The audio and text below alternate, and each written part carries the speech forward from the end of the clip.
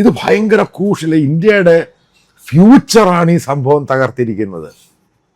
അവസാനം നീറ്റിനകത്തറിയാം, കോളവാക്കി നാശമാക്കി. അവസാനം എയർഫോഴ്സിനോട് പറഞ്ഞേക്കോ question paper കൊണ്ട് കൊടുക്കാൻ. ഒരു രാജ്യം അവസാനം സുപ്രീം കോർട്ടിൻ്റെ പാറ്റാ പരാമർശം, അതിനകത്ത് സുപ്രീം കോർട്ടും പറഞ്ഞു ഇത് ശരി, ഇതെന്തുകൊണ്ടുണ്ടായി, ആരാണ് അക്കൗണ്ടബിൾ, ആരാണ് ഇതിൻ്റെ ഉത്തരവാദി. ഇന്നും ആരും പറയുന്നില്ല ആരാണ് ഉത്തരവാദി. സാക്ഷാൽ മോദി ഗവൺമെൻറ്റും അയാളുടെ വിദ്യാഭ്യാസ മന്ത്രിയും, ഈ രണ്ടുപേരാണ് ഇതിൻ്റെ ഉത്തരവാദി. അവർക്കെങ്ങനെ ഒഴിഞ്ഞു പോകാൻ പറ്റും? അതിനുവേണ്ടി ഈ പറയുന്ന എല്ലാ ഗെയിമും, വൃത്തികെട്ട ഗെയിമും കളിച്ചു. ഞാൻ നേരത്തെ പറഞ്ഞ പോലെ വൃത്തികെട്ട ഗെയിം ഗോദി മീഡിയ വെച്ച് കളിച്ചു. ചില ആൾക്കാരെ ഡൗൺ പ്ലേ ചെയ്യാൻ ശ്രമിച്ചു. പക്ഷെ കുട്ടികളുടെ രക്ഷ, കാരണം ലൈഫ് അവരുടെ പോവുകയാണ്. അവർ അതിശക്തമായിട്ട് അവർക്ക് പ്രതികരിക്കാവുന്ന പ്ലാറ്റ്ഫോമിൽ പ്രതികരിച്ചു. എന്നിട്ട് ഇവർ പാറ്റാ പാർട്ടി, അതായത് അഭിജിത്ത് ദിപ്തയുടെ പാർട്ടിയെ നശിപ്പിക്കാനും ശ്രമിച്ചു.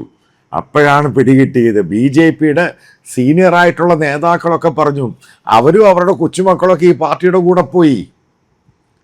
അത് കഴിഞ്ഞ് അഭിജിത്ത് ആപ്കെ വരുന്നു 6-ാം തീയതി, ഈ മാസം ജൂൺ 6-ാം തീയതി വരുന്നു. നേരെ പോകുന്നത് ധർണയിരിക്കാനാണ്, പ്രതിഷേധം നടത്താൻ.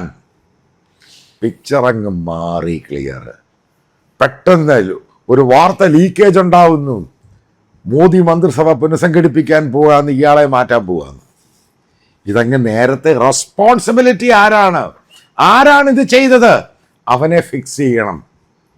മറ്റുള്ള Hindutva nationalism, anti India Hindutva, hard core Hindutva, ചാണകം, പശു, പുല്ല്, ഇതൊന്നും അല്ല പറയേണ്ടത്. തെറ്റ് കാണിക്കുന്നവനെ ശിക്ഷിക്കണം. ഇയാളും ഇയാളുടെ മന്ത്രിസഭയും മോദിയും തന്നെയാണ് ഇതിൻ്റെ പ്രധാന ഉത്തരവാദി.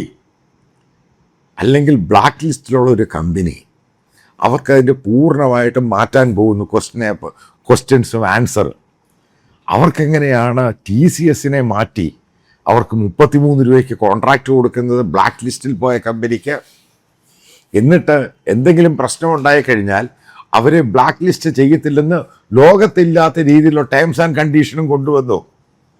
ഒരു കുട്ടിയുടെ ആൻസർ പേപ്പർ നോക്കാൻ ഒരു 35-60 നല്ല ക്രെഡൻഷ്യലായിട്ടുള്ള കമ്പനി അവർക്ക് കൊടുക്കുന്നതിന് പകരം അവിടെയും കിക്ക് ബാക്ക് ഉണ്ടായെന്നാണ് പറയുന്നത്. പണം കൊടുത്തിട്ടാണ് അവരെ ഫിക്സ് ചെയ്യുന്നത്. എന്തുകൊണ്ടാണ് TCSന് കിട്ടാതെ? TCS കൈക്കൂലി കൊടുക്കത്തില്ല. ടാറ്റയുടെ ഫിലോസഫിയാണ്.